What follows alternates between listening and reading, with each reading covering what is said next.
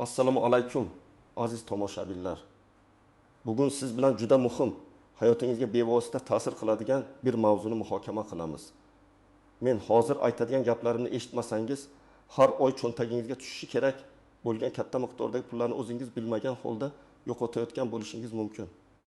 Bu ayniqsa nafaqaxo'rlarimizga tegishli bo'lib, har biringizning pensiya hisobingizga bevosita aloqador. Shuning uchun darhol ushbu videoni oxirigacha diqqat bilan tomosha qiling. Chunki bugungi ma'lumotlar hayotingizni o'zgartirishi mumkin.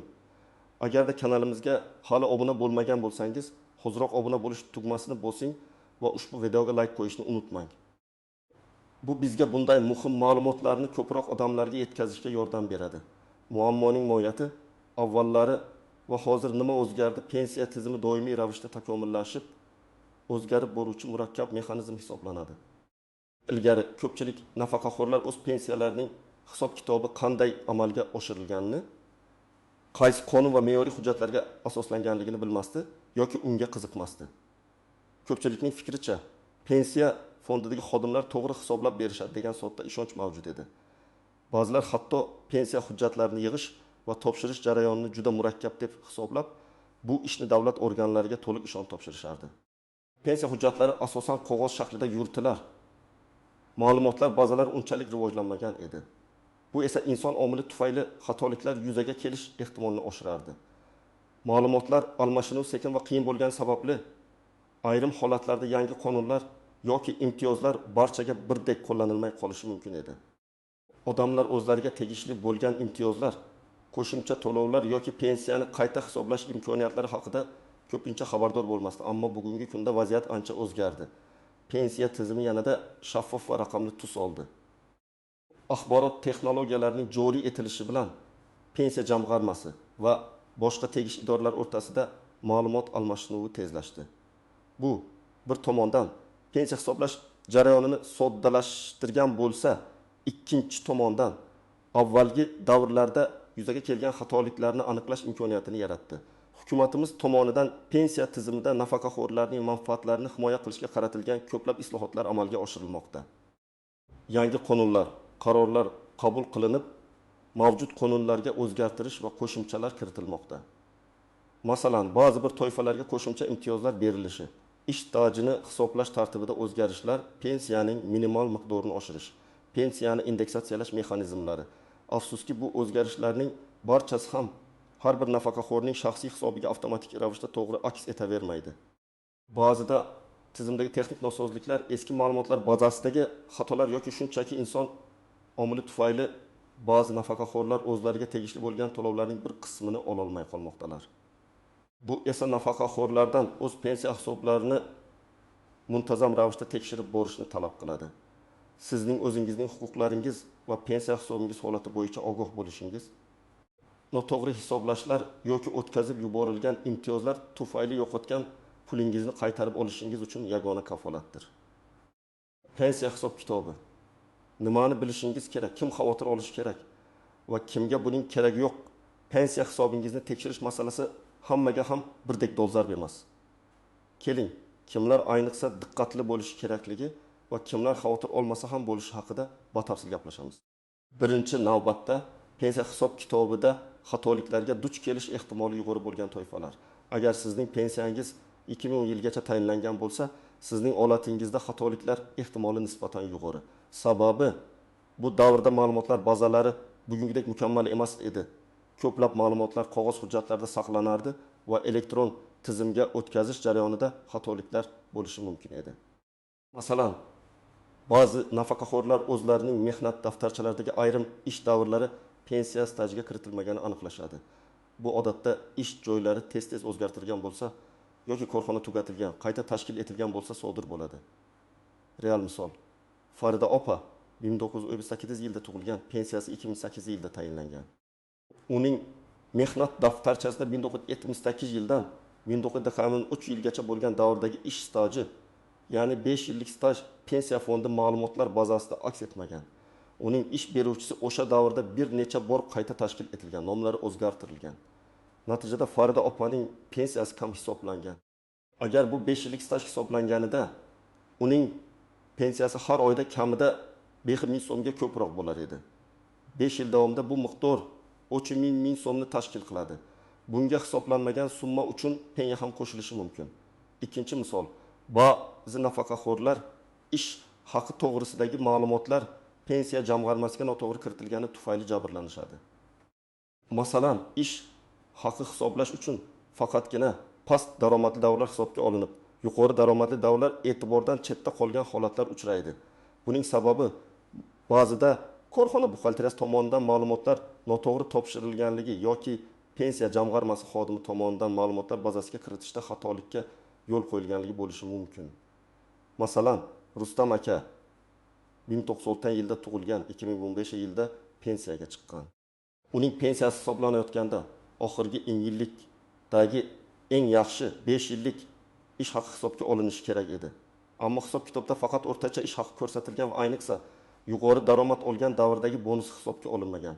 Bonuslar pensiyaga tortiladigan to'lovlar sirasiga kirsa-da, ba'zida ular to'g'ri aks ettirilmaydi. Agar hisob-kitob to'g'ri qilinganda, uning pensiyasi har oyda tamadan 1000 so'mga ko'proq bo'lar edi.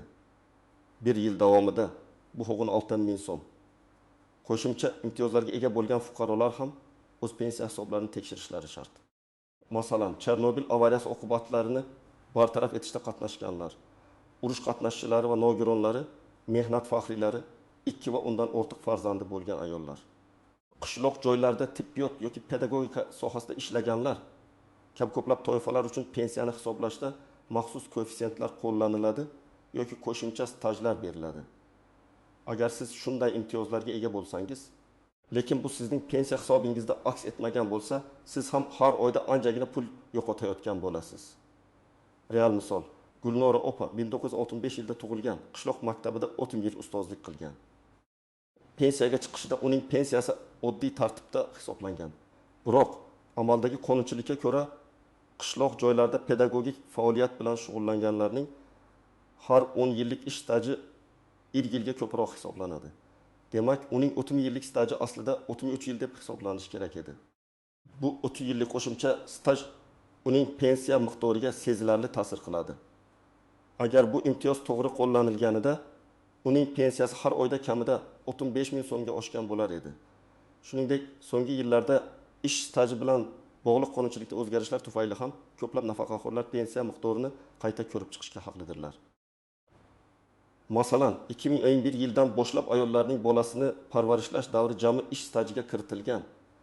Agar sizning pensiyangiz ushbu o'zgarishdan avval tayinlangan bo'lsa, sizning stajingiz qayta hisoblanishi va pensiyangiz oshishi mumkin. Bu juda muhim nuans, uni ko'pchilik e'tibordan chetda qoldiradi. Kimlar xavotir olmasa ham bo'ladi. Agar sizning pensiyangiz so'nggi 5 yil ichida tayinlangan bo'lsa va siz barcha kerakli hujjatlarni to'liq taqdim etgan bo'lsangiz, hamda sizda yuqorida sanab o'tilgan imtiyozlar bo'lmasa, xatoliklar ehtimoli ancha kam. Zamonaviy elektron tizimlar pensiya hisoblash jarayonini ancha aniq va shaffof qiladi. Agar siz o'z pensiya kitobchangizda aks etgan hisob kitoblarni tushunsangiz va ularning to'g'riligiga am bo'lsangiz, ortiqcha tashvishlanmasangiz ham bo'ladi. Biroq shunga qaramay, har doim pensiya hisobingiz holatini bir marta bo'lsa ham tekshirib qo'yish ortiqchalik qilmaydi. Bu sizning to'liq ishonchingizni mustahkamlaydi. Istisnolar, to'siqlar va noaniq nuanslar pensiya tizimi istisno va noaniq nuanslarga bo'y. Ko'pincha aynan shu joylarda nafaqaxo'rlar o'z huquqlarini to'liq bilmasdan mablag'larni yo'qotib qo'yishadi. Keling, ba'zi bir muhim jihatlarni ko'rib chiqamiz. Birinchidan, vaqtinchalik ish staji bilan bog'liq muammolar. Ba'zi fuqarolar o'z faoliyati davomida vaqtinchalik ishlarda shartnoma asosida yoki kichik korxonalarda ishlagan bo'lishi mumkin. Bunday davrlar ko'pincha mehnat daftarchasida to'liq aks ettirilmasligi yoki pensiya jamg'armasi ma'lumotlar bazasiga noto'g'ri kiritilishi mumkin. Masalan, ba'zi bir tashkilotlar o'z vaqtida ijtimoiy to'lovlarni amalga oshirmagan bo'lishi mumkin. Bunday hollarda pensiya tayinlashda shu davrlar hisobga olinmay qoladi. Sizning qo'lingizda bu ish davrlarini tasdiqlovchi shartnomalar, buyruqlar yoki bankdan olingan ish haqi to'lovlari haqidagi ma'lumotlar bo'lsa, bu stajni qayta tiklash imkoniyati mavjud. Odatda bunday hujjatlarni ishlaydigan korxona arxividan yoki mahalliy davlat arxivlaridan topish mumkin. Ikkinchidan, ish stajini hisoblashda bolali ayollarga beriladigan imtiyozlar. Hozirgi qonunchilikka ko'ra, ayollarga har bir bolasi uchun bola parvarishlash davri, lekin jami 3 yildan oshmagan holda pensiya tayinlash uchun zarur bo'lgan ish stajiga qo'shiladi. Bu qoidani hamma ham bilmaydi va ba'zida pensiya jamg'armasi xodimlari tomonidan ham e'tibordan chetda qolishi mumkin. Agar sizda 3 nafardan ortiq bola bo'lsa va siz ularni parvarishlash davrida ishlamagan bo'lsangiz, 3 yilgacha bo'lgan bu davr sizning stajingizga qo'shilishi kerak. Bu nafaqat stajga, balki pensiya miqdoriga ham ijobiy ta'sir ko'rsatadi. Bu ayniqsa Sovet davrida tug'ilgan ayollar uchun dolzarb. Uchinchidan, ish haqi bo'yicha ma'lumotlarning aniqligi. Pensiya miqdori ko'p bir jihatdan ish haqingizga bog'liq. Pensiya hisoblashda odatda so'nggi 10 yillikdagi eng yaxshi 5 yillik ish haqi hisobga olinadi. Agar siz o'z vaqtida yuqori ish haqi olgan bo'lsangiz, lekin bu ma'lumotlar pensiya jamg'armasiga to'liq yetib bormagan bo'lsa, pensiyangiz kamayishi mumkin. Ba'zida buxgalteriya hisobida xatoliklar yoki qog'oz ma'lumotlarning yo'qolishi sabab bo'ladi. Bunday hollarda ish haqini tasdiqlovchi bankdan olingan ma'lumotnomalar, ish beruvchining arxividan olingan hujjatlar yoki sud qarori orqali masalani hal qilish mumkin. Shuningdek, ba'zi bir nafaqaxo'rlar konvertda ish haqi olgan bo'lsa, bu davrlar uchun pensiya hisoblashda qiyinchiliklar yuzaga keladi. Biroq har doim ham yo'li bor. Agar sizda shu davrda rasmiy ravishda to'langan minimal ish haqi haqida ma'lumot bo'lsa, hech bo'lmaganda o'sha summadan pensiya hisoblanadi. To'rtinchidan, nafaqat pensiya miqdori, balki boshqa ijtimoiy imtiyozlar va qo'shimcha to'lovlar. Ba'zi nafaqaxo'rlar ma'lum bir toifaga mansub bo'lganligi sababli boshqa turdagi ijtimoiy to'lovlar, masalan, kommunal to'lovlar uchun imtiyozlar, sanatoriy kurortga bepul yo'llanmalar yoki dori-darmon uchun kompensatsiyalarga haqli bo'lishlari mumkin. Lekin ko'pincha ular bu haqda bilishmaydi. Bu imtiyozlar avtomatik ravishda tayinlanmasdan nafaqaxo'rning shaxsan murojaat qilishi talab etiladi. Masalan, yolg'iz yashovchi nogiron nafaqaxo'rlar uchun qo'shimcha moddiy yordam mavjud. Agar siz bunday holatda bo'lsangiz, bu haqda pensiya jamg'armasidan yoki mahalladan so'rashingiz shart. 5-dan, pensiya tayinlashda doimiy yashash joyini tasdiqlovchi hujjatlar. Ba'zi hollarda fuqarolar respublikaning turli hududlarda yashagan bo'lishi mumkin. Bu holat pensiya hujjatlarini yig'ish va stajni tasdiqlashda murakkablik tug'dirishi mumkin. Ammo O'zbekiston hududida yashash davri umuman olganda stajga kiritiladi. Agar siz boshqa davlatlarda ham ishlagan bo'lsangiz, O'zbekistonning boshqa davlatlar bilan pensiya masalalaridagi kelishuvlarga asosan u davrdagi staj ham hisobga olinishi mumkin. Bu juda nozik va murakkab masala bo'lib, har bir holat alohida ko'rib chiqilishi kerak. Bu nuanslarning har biri sizning pensiya miqdoringizga sezilarli ta'sir ko'rsatishi mumkin. Shuning uchun o'zingizning holatingizni to'liq o'rganib chiqish va zarur choralarni ko'rish juda muhimdir. Amaliy maslahatlar, siz nima qilishingiz kerak? Endi eng muhim qismga o'tamiz. Sizning pensiya hisobingizni tekshirish va yuzaga kelishi mumkin bo'lgan xatoliklarni bartaraf etish uchun qanday aniq qadamlar qo'yishingiz kerak? Birinchi qadam, pensiya kitobchangizni va mehnat daftarchangizni diqqat bilan o'rganing. Ushbu hujjatlar sizning pensiya ta'minotingizning asosiy manbalaridir. Pensiya kitobchangizda pensiya miqdori, tayinlangan sanasi va qayta hisoblashlar haqidagi ma'lumotlar aks etgan bo'ladi. Mehnat daftarchangizda esa ishga kirgan va ishdan bo'shagan sanalar, lavozimlar, korxona nomlari qayd etilgan. Ularni diqqat bilan solishtiring. Mehnat daftarchangizdagi har bir ish davri pensiya kitobchangizda yoki pensiya jamg'armasining hisob kitoblarida to'liq aks etganligiga ishonch hosil qiling. Agar qog'oz mehnat daftarchangiz yo'qolgan bo'lsa, elektron mehnat daftarchasi tizimini tekshirishingiz mumkin. Bu tizimda oxirgi yillarda ishlagan davrlaringiz aniq ko'rsatilgan bo'ladi.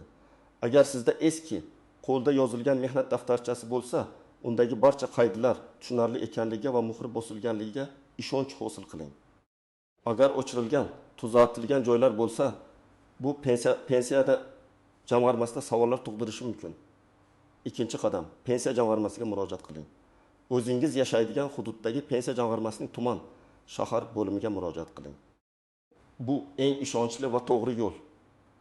Murojaat qilganingizda o'zingiz bilan pasportingiz, pensiya guvohnomangiz, mehnat daftarchangiz agar mavjud bo'lsa va agar bo'lsa ish haqi to'g'risidagi ma'lumotnomalar yoki boshqa qo'shimcha imtiyozlarni tasdiqlovchi hujjatlarni olib borishingiz shart. Pensiya jamg'armasi xodimiga pensiyangizni qayta hisoblash yoki hisob-kitobning to'g'riligini tekshirish to'g'risida ariza yozing. Arizangizda pensiya miqdorida xatolik bo'lishi mumkinligi haqidagi taxminlaringizni va sizda bo'lgan savollarni aniq bayon eting. Masalan, 1993-1995 yillardagi ish stajim pensiya hisobimga to'liq kiritilmagan bo'lishi mumkin. Yoki farzand parvarishi uchun beriladigan imtiyozlarim hisobga olinmagan bo'lishi mumkin deb yozishingiz mumkin. 3-qadam. Pensiya hisob kitobingizning batafsil ajratmasini so'rang. Pensiya jamg'armasi xodimidan pensiyangiz qanday hisoblanganligi haqidagi batafsil ma'lumot, ya'ni hisob-kitob ajratmasini so'rang. Unda staj davrlari, ish haqi summalari, qo'llanilgan koeffitsiyentlar va boshqa barcha ma'lumotlar ko'rsatilgan bo'ladi. Ushbu ajratmani o'zingizning mehnat daftarchangiz va boshqa hujjatlaringiz bilan sinchkovlik bilan solishtiring. Agar qandaydir nomuvofiqliklar bo'lsa, darhol pensiya jamg'armasi xodimiga murojaat qiling va ularni tushuntirishini so'rang. Agar qoniqarli javob ola olmasangiz, yuqori turuvchi tashkilotlarga, masalan, O'zbekiston Respublikasi Moliya vazirligi huzuridagi pensiya jamg'armasiga yoki xalq qabulxonalariga murojaat qilish huquqingiz bor. 4-qadam. Ma'lumotlarni to'plash va tasdiqlash. Agar pensiya jamg'armasi xodimlari sizning ish stajingiz yoki ish haqingiz to'g'risidagi ma'lumotlarda nomuvofiqliklarni tasdiqlasa, sizga qo'shimcha hujjatlar talab qilinishi mumkin. Masalan, ish stajini tasdiqlovchi arxiv ma'lumotnomalari, ish haqi to'g'risidagi bank ma'lumotnomalari, korxona tugatilgan bo'lsa, uning huquqiy vorisi tomonidan berilgan hujjatlar va hokazo. Bu hujjatlarni yig'ish biroz vaqt talab qilishi mumkin. Ammo bu sizning huquqlaringizni tiklash uchun zarurdir. Agar korxona mavjud bo'lmasa, uning huquqiy vorisini topishga harakat qiling. Agar bu ham ilojsiz bo'lsa, sizning ish stajingizni sud orqali tasdiqlash imkoniyati mavjud. Bunda guvohlar yordami ham muhim bo'lishi mumkin. 5-qadam. Sabr-toqatli bo'ling. Pensiya masalalari bilan shug'ullanish biroz vaqt talab qilishi mumkin. Hujjatlarni tekshirish, ma'lumotlarni qayta ishlash va qayta hisoblash jarayoni bir necha haftadan bir necha oygacha davom etishi mumkin. Biroq agarda xatolik aniqlansa, siz nafaqat keyingi oylar uchun to'g'ri pensiya olasiz, balki o'tkazib yuborilgan barcha summalarni ham olishingiz mumkin. Bu sizning qonuniy haqqingizdir. Xulosa va yakuniy chorlov. Aziz do'stlar, bugun biz juda muhim mavzuni muhokama qildik. Pensiya bu har birimizning hayotimizning muhim qismi. Qariyalik davrimizdagi asosiy moddiy ta'minotimiz. O'z pensiya hisobingizga e'tiborsiz bo'lish, o'zingizning qonuniy haqqingizdan mahrum bo'lishingizga olib kelishi mumkin. Hech kim sizning pensiyangizni sizdan yaxshiroq himoya qila olmaydi. Shuning uchun bugundan boshlab o'z pensiya hisobingizni tekshirishni boshlang. Yuqorida aytib o'tilgan amaliy maslahatlarga amal qiling. Bu jarayon qiyin tuyulsa-da, bunga sarflagan vaqtingiz va kuchingiz albatta o'zini oqlaydi. Umid qilamanki, bugungi ma'lumotlar siz uchun foydali bo'ldi. Ushbu video haqidagi fikrlaringizni va o'zingizning shaxsiy tajribalaringizni izohlarda yozib qoldirishni unutmang. Ehtimol sizning hikoyangiz boshqa nafaqaxo'rlarga ham yordam beradi. Agar siz ushbu videoni foydali deb hisoblagan bo'lsangiz, albatta unga like bosing va kanalimizga obuna bo'ling, chunki biz siz uchun doimo eng dolzarb va foydali ma'lumotlarni ulashishda davom etamiz. O'zingizga va yaqinlaringizga g'amxo'rlik qiling. Keyingi videolarda ko'rishguncha